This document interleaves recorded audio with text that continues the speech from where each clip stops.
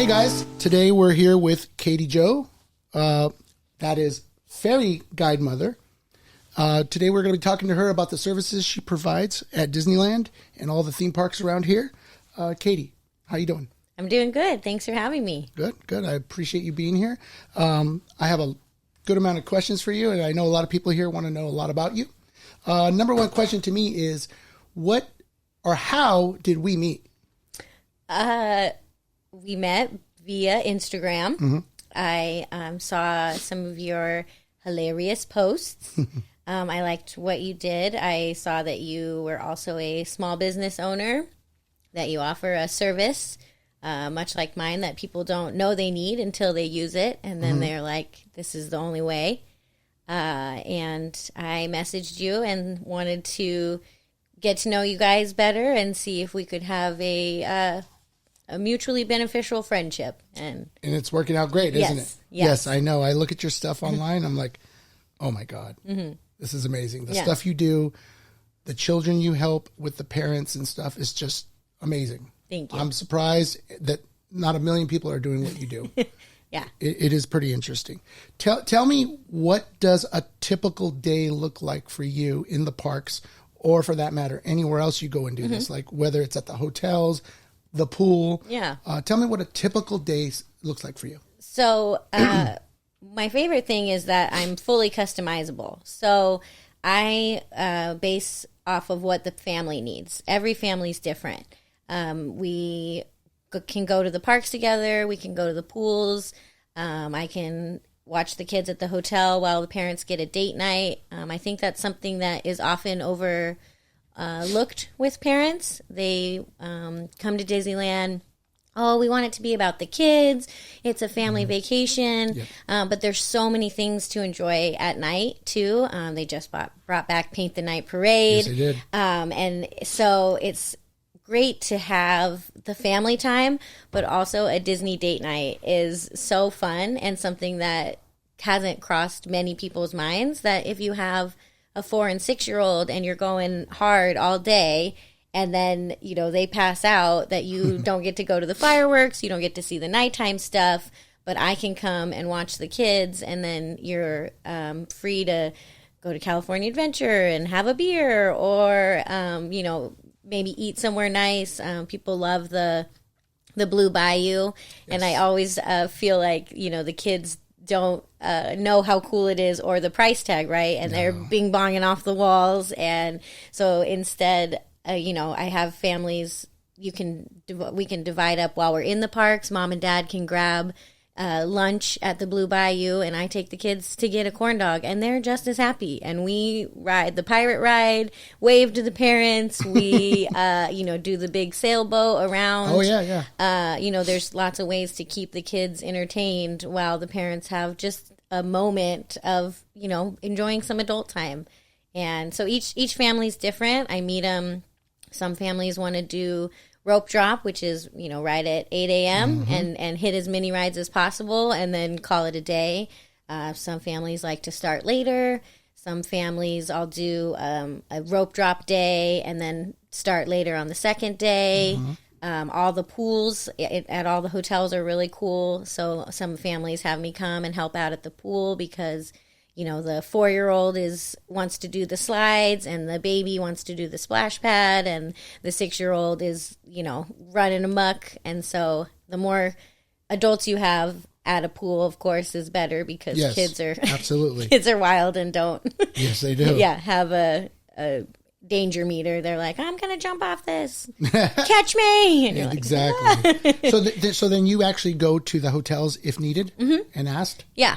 Okay. That could be a Disney hotel, or even an off near, what do they call it, a neighborhood hotel? A good neighbor hotel. Yeah. So you go to those places as well and continue or start the day with them? Yep.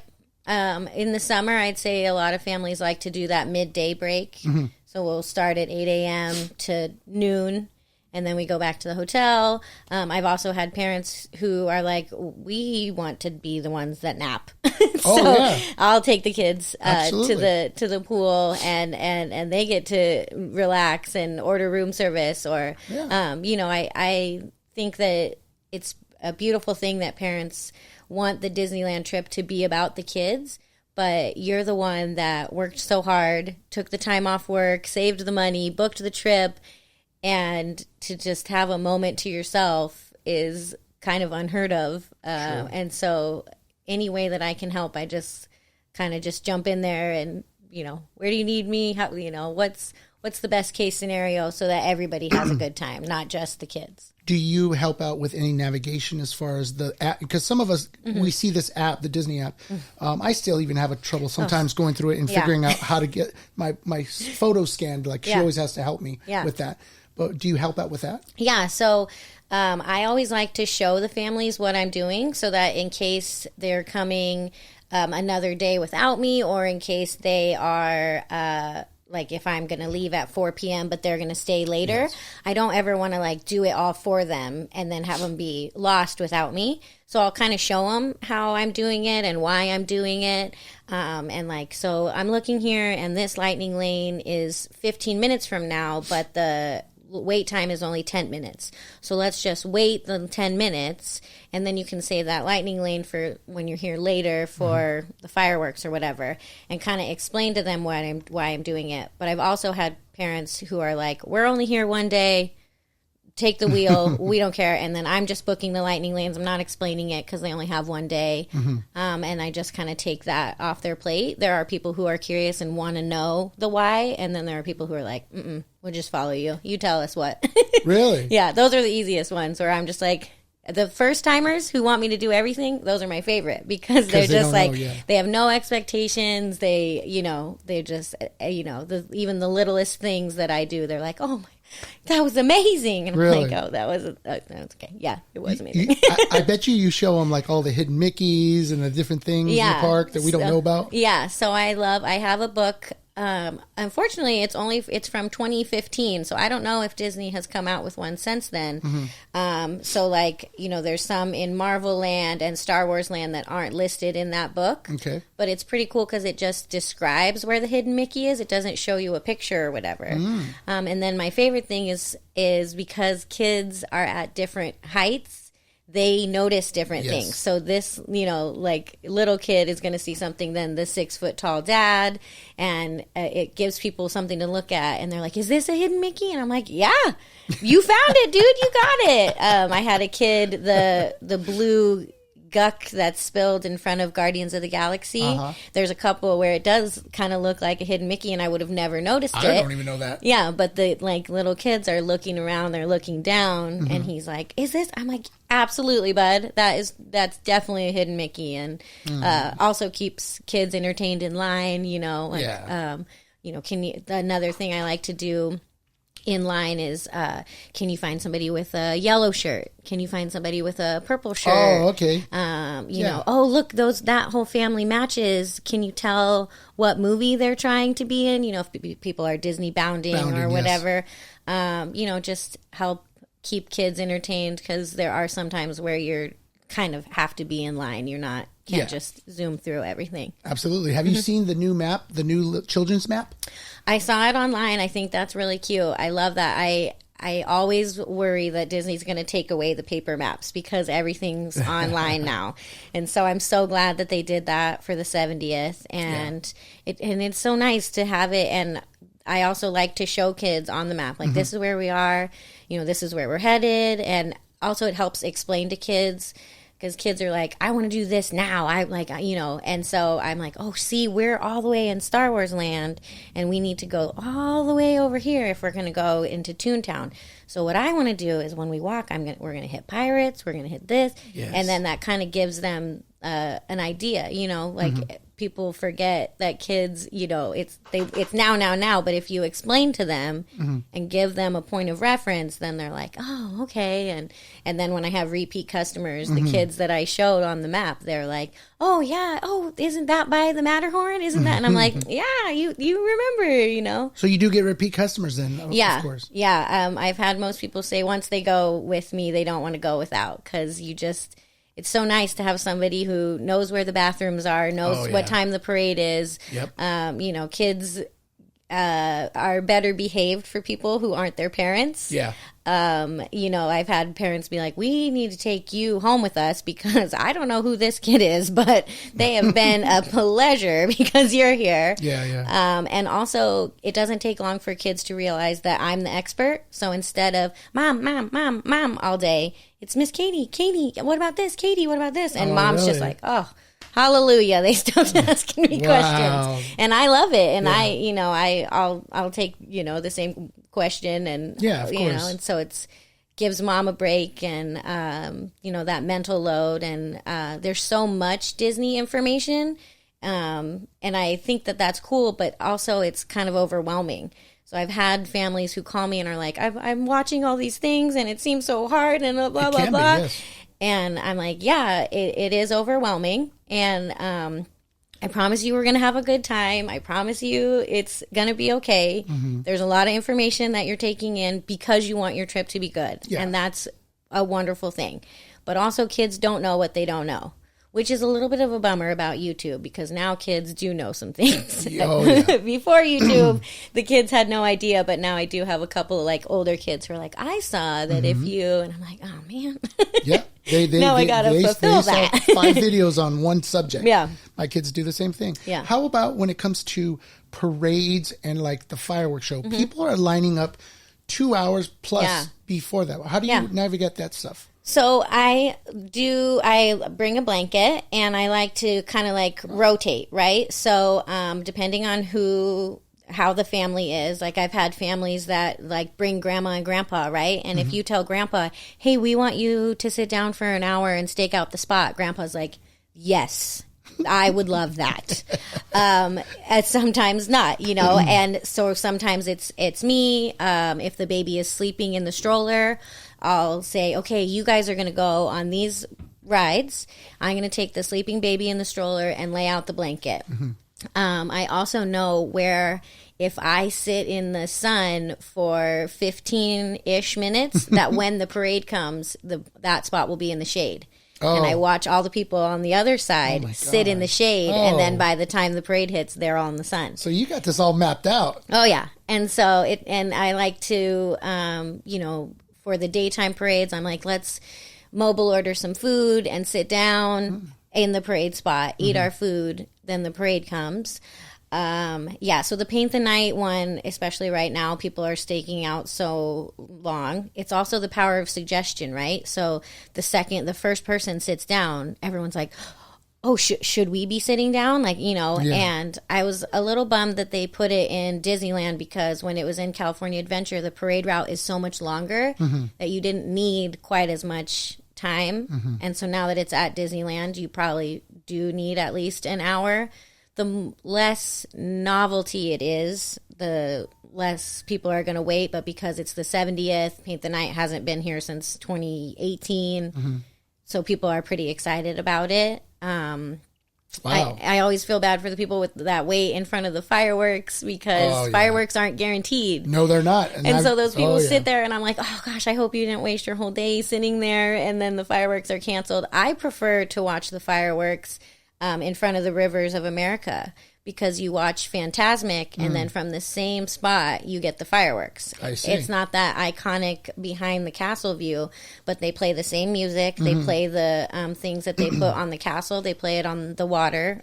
And then you're in one spot as opposed to, and then you get, and I love Fantasmic too. So I feel like you get both. And so I have families where if they book me and they're staying for Fantasmic and I'm not, some point during the day I'll be like, this is where you're going to stand for Fantasmic. Get here by 8 because Fantasmic starts at 9. Fireworks are at 9:30. This is what you want.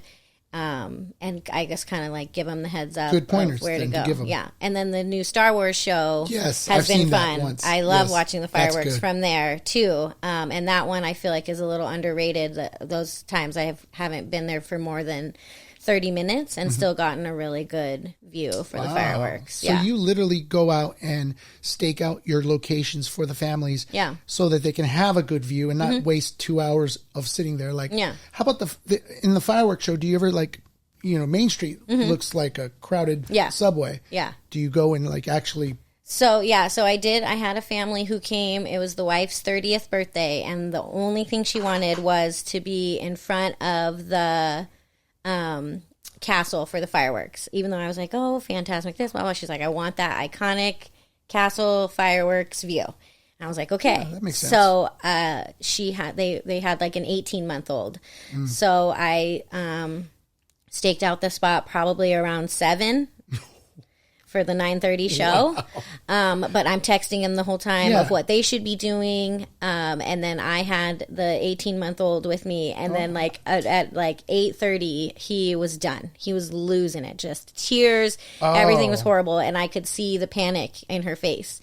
And this is partly why I only book one family a day, because I don't want anybody to feel abandoned. Yeah. And so I said, you know what? Why don't I take the baby back to the hotel and you two enjoy the fireworks? Wow. And it was something that I had mentioned before that I do, but again, people are like, oh, we want the time, and she's like, I want him to see the fireworks. And I'm like, lady, he's 18 months old and he is done. You've been at Disneyland all day. Like, sometimes those moments we want with our children that they're like, no, ma'am.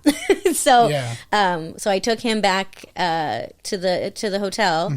He passed out in the stroller. I got him into the bed, and and they got to have that special fireworks moment. It was her birthday, cool. And that was so special for them. And it's kind of like planning on the fly, like right. So people think that X, Y, and Z, this is going to happen. This is what we want to happen, and kids are like, no. Yeah. And so that's why I only book one family per day, because even if you're like, no, we're only going to use you 9 to 4 and then we're going to be done. And then it's like, meltdown Mary by 10 p.m.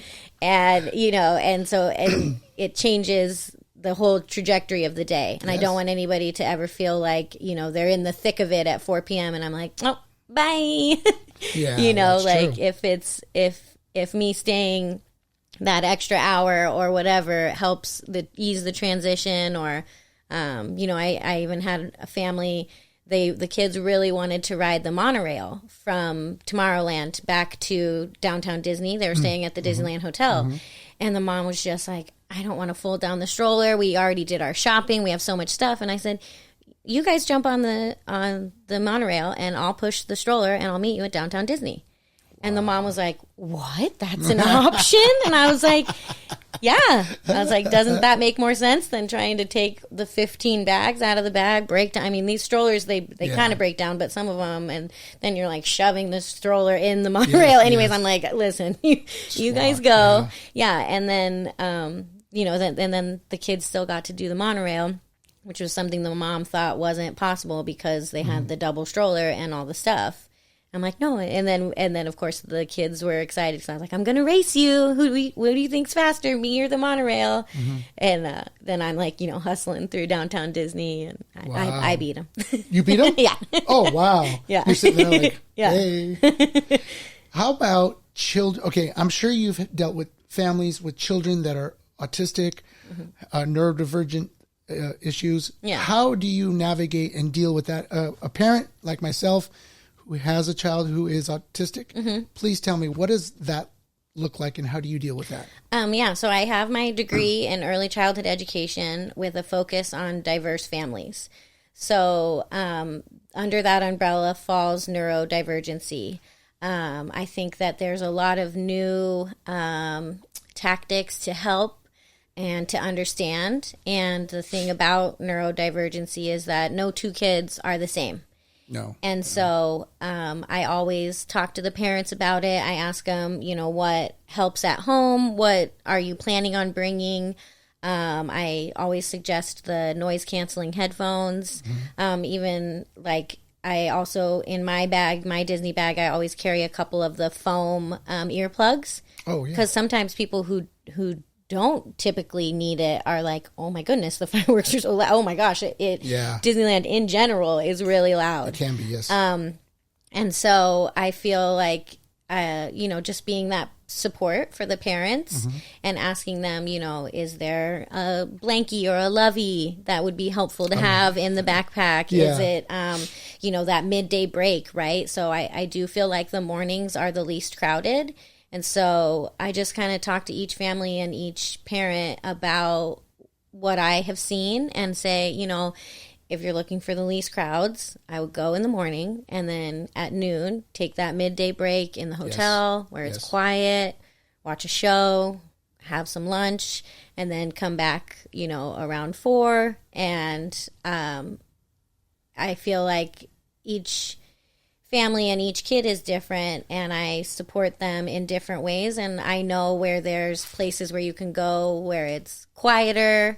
I've had families where a kid's having really big feelings, and so I learned something called bubble breaths, where you tell the kid, okay, we're going to blow bubbles, and the calming, it helps calm them because they're taking a deep breath and blowing. Wow. And also kind of like separating from the crowd, and even sometimes the family. I had a kid who was having some really big feelings, and I took him aside, and I was like, you know what, buddy? I was like, why don't you and I just sit on the stairs for a little bit until you're ready? And his family went on a couple other rides. And so the whole day didn't have to stop for the family. He didn't feel guilty that he ruined Disneyland.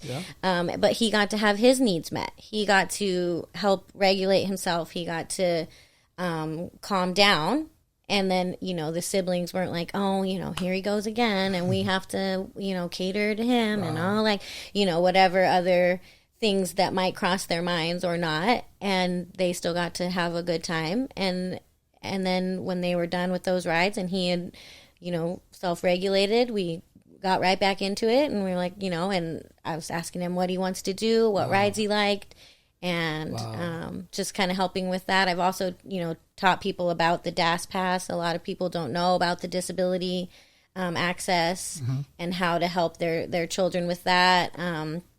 Being able to use your stroller as a wheelchair, different things like that, that, like I said, there's a lot of information about Disney. And so sometimes things that might be important for a specific family get skipped over. And I'm like, oh, I think you guys would benefit from, you know, being able to have this or that. And even just like the baby center is always pretty quiet. I've even taken kids. Know that place. Yeah, I've even taken kids to the first aid because it's always quiet in there, and they're very friendly. They're like, you know, and then even if it's just getting into a building that's quiet with air conditioning. Let's just get away from the crowds and just being understanding and getting down to their level and like, oh man, buddy, I can see like it's hard. Disneyland's hard. Yeah, it's hot. It can be hot. Do you want to go inside? Do you want to get some, you know, and just trying to meet them where they are, not where you wish they would be. True. Well, okay, so everybody gets into their field for certain reasons. What got you into this career, into this business? I think this is very interesting to know. Where did this all come from? So I was a preschool teacher, and then I was a nanny. And the family I was nannying for was going to Disneyland, and they asked me to go with them because they wanted extra support. It was the little girl's 4th birthday, and we were just having a good time. And they were like, oh, gosh, it's so nice. You know where all the bathrooms are. And we were walking down Main Street, and I noticed that Mickey and Minnie were in a line together. So usually they separate them to kind of divide up the crowd. So getting a picture with Mickey and Minnie together is usually pretty rare. Sometimes late at night you can get it. But this was like midday, and I was like, oh my goodness, this would be so cute for her birthday. Yes. So I scooped up the 2-year-old, and I scooped up the birthday girl, and I'm running down Main Street, and I just like yelled to the mom behind me. I'm like, we'll meet you down there. Keep up. You know, and I'm just running down there, and we get this adorable picture. And she was like, you're so great. Like, that's every mom's dream, is that somebody loves their kids as much as we do and wants these special moments, and that, you know, that Mickey and Minnie don't usually stand together. And she's like, I would have missed that. I wouldn't have even noticed that Mickey was in the corner. And she was just kind of like, this should be your job. You should take people to Disneyland. And I laughed it off. I'm like, that's not a real job. What? That you're so silly. Like, what? Who is going to do that? And then I was sleep deprived after missing a plane flight and having to stay on standby for the next flight. And the name came to me, and it was just like, the Fairy Guide Mother. And I was like, oh, that's so cute. Like, I guide them around. I'm like a fairy godmother, but Yeah, I yeah. guide you. And I was like, oh, surely somebody's using that. There's so many Disney things.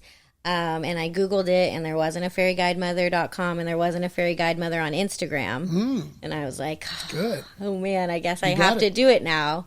And so then I just kind of was like, okay. So at first, when I first started doing it, I was just taking people that I knew, and you know, family and friends. And every time they're like, "This is the best Disneyland trip we've ever had." Really? I had my family friend was like, we want to go because our daughter's obsessed with Elsa, but my husband and I hate Disney. Like, he's gonna fake an injury, and I know he's not gonna want to go. And Wow. and then, you know, 4 hours in, I had them all just converted. They were like, this is so cool. We didn't know Disneyland was like this. We thought it was just hot and long lines, like, you know, And churros. yeah. And it makes it so that everybody has a good time. And if one person is stuck doing all of the planning, then when it comes to the trip and they're stuck on the phone doing all the lightning lanes, because you're using your phone for photos, you're Yes, you using your are. phone for the map, you're using your phone for lightning lanes. Yes. I had a family, they booked me on their last day, and the whole day they were like, we should have used you the first day, oh my gosh. And the dad was like, this is the first time I've looked up. He's like, I didn't even know this was decorated. Like, he was like, got to Yeah. look around because you're doing so many things in here. And so to delegate that to me. And then also, like, when your kid's meeting a character, every single time they look at the character and then they look back at mom and dad, and to not have to be behind your phone. So I also take photos. Oh, do you? So I'll either take them on my phone. I love to do like candid ones on my phone. But I also, if I know we're waiting in line for Mickey, I'll be like, hey, let me grab your phone. And Yeah, I'm going yeah. to take some photo and video for you guys.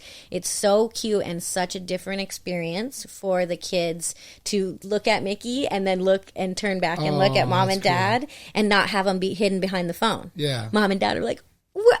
We're here. Are you Yeah. seeing what I'm seeing, dude? Yeah. Like, this is so cool. That is a great feeling. And so, and then, but you want to capture that moment too. So you're torn as a parent. You're like, do I film it? Do I capture it? Do I be here with you? And I'm like, you know what? I'll capture it. I got you.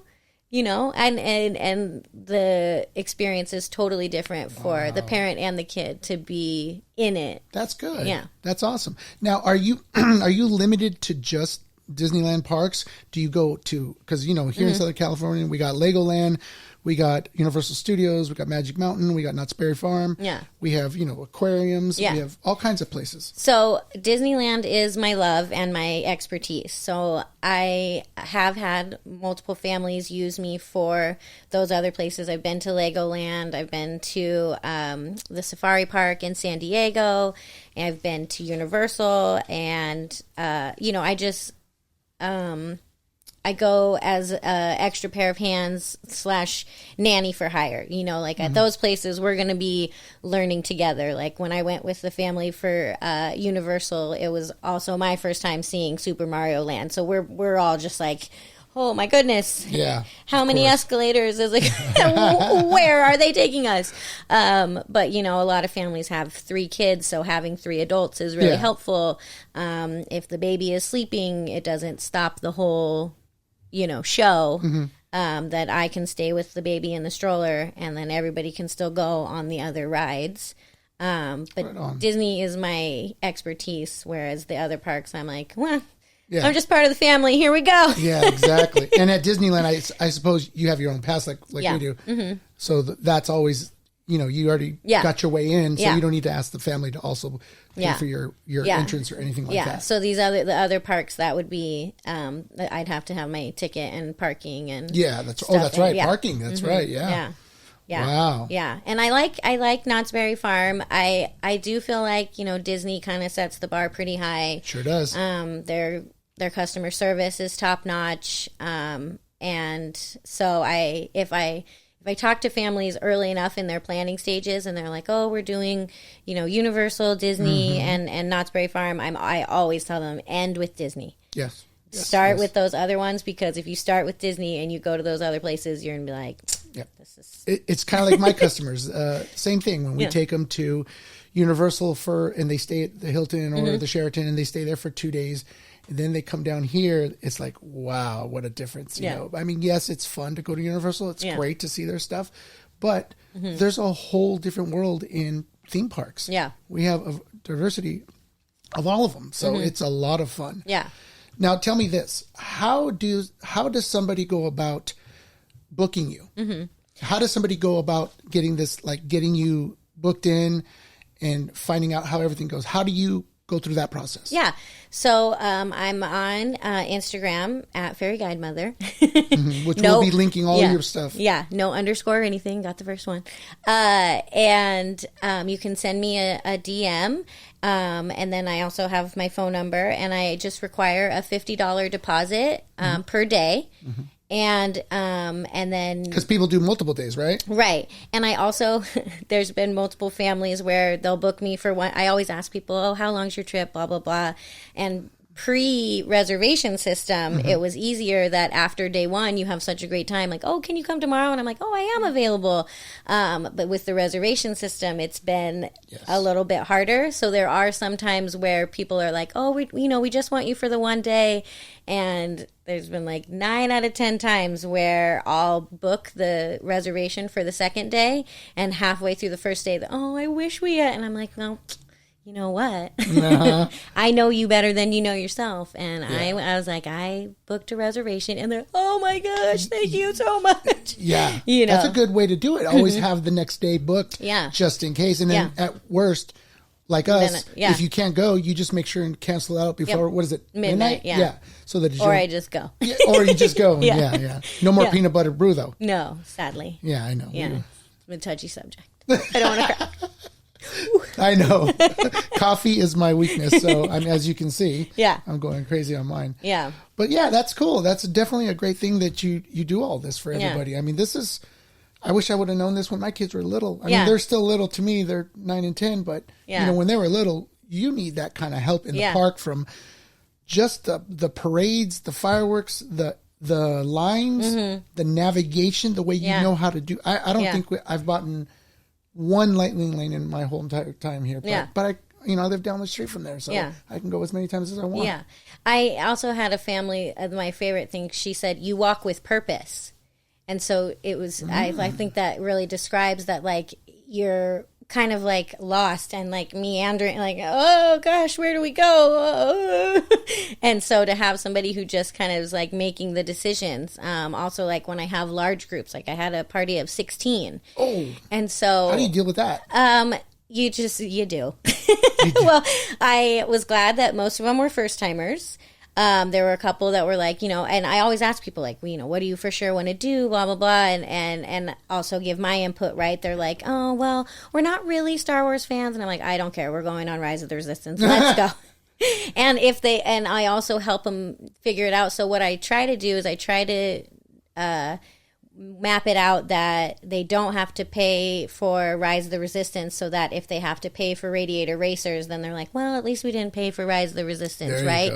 And so I try to map it out so that they can do that. Or if they are, if only dad is a Star Wars fan, then I might send him through the single rider line, and I'll be like, you missed this part, and YouTube it later. Ray comes out and tells you your assignment, blah blah blah, but you still get to do the main part of the ride, right? And then just navigating even the lines, where Pirates goes up and then it splits, like knowing which way is usually is shorter is to the left. People tend to go to the right. And having somebody who knows where, kids are like, I want popcorn, I smell popcorn. You smell it through the whole park, but they're not everywhere. And I'm like, oh, hey buddy, you know what? After we do this ride, I know exactly where the popcorn is, and then they stop asking. But if you're somebody who doesn't know where the popcorn is and you're trying to get your kid to stop asking, you're just, where is the popcorn? Or even telling mom and dad where the nearest beer place is at to grab a nice cold beer or something like that. Yeah, I get it. Yeah, and having, just another person to divide up the mental load to stay with one kid while you take, the other kid to the bathroom, like at lunch, if one kid has to go to the bathroom, then the whole family has to get up. It's kind of good that it's that way. Then everybody's on the same, hey, we all just went 20 minutes ago. So now you're good for the next, hour or so.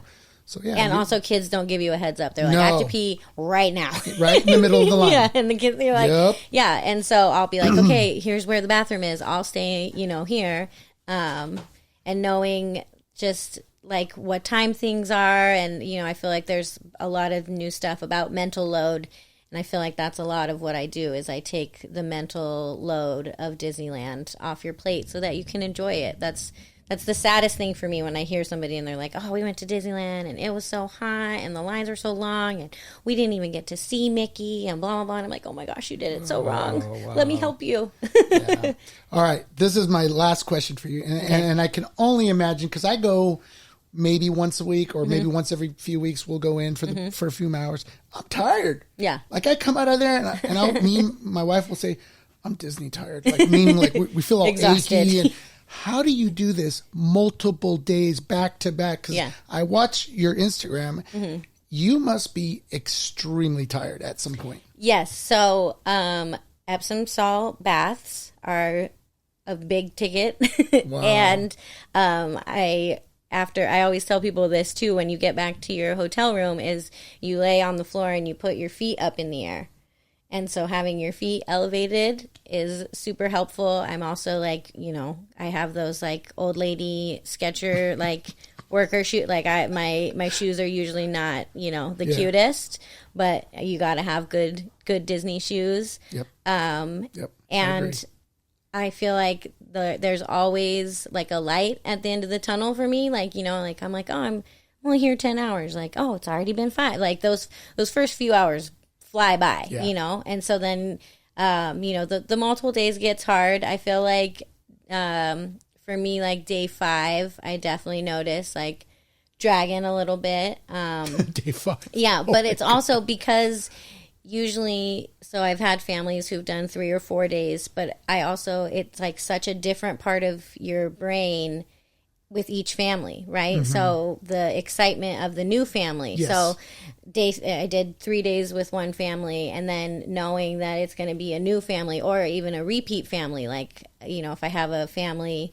that I haven't had before, but I know that a family that I know and love is coming, it kind of like gives you that extra boost. And then like these kids come running at me screaming, Katie Jo, No, like so excited, and that just kind of and you see them pushes you like through. age as like if you Oh have my them one year, gosh. then you get them Yeah. the next year. Yeah. They went from this to this. Yeah. Yeah. And That now, must be and they're neat. so excited. Now I'm tall enough, or I'm going to do that's Big right. Thunder. Yes, and, yes. and that's another benefit of having multiple adults, because otherwise one parent gets to ride all the rides and mom gets stuck holding the baby, Yes. or you ride it one at a time. And I'm Yeah. like, hey, do you want to ride that with your husband? And they're like, what? And I'm like, yeah, I'll stay with the baby and Cool. you ride. And, I've had lots of kids who the parents are like, oh, she's slow to warm up and blah, blah, blah. And they just instantly, kids can tell like they're, they're in good hands. Yeah. And they are happy, and like, the fairy guide mother is their godmother. She's there to True. show us around and knows all the Disney things. And kids are like, oh, all right. Yeah, I like her. She's there you nice. go. She's knows where the churros are. We're going to follow her. I always know where the churros Yeah. are at. Smell those things a mile away. Well, I appreciate everything that you've brought to this. This is valuable information. I know everybody's going to love this. I appreciate you doing this with us. Yeah, thank you for having me. I will definitely be linking all your socials on this. So if you need to get in touch with her, please. Fairy Guide Mother. Yes. Thank you very much. Thanks for having me. Best podcast I've been on.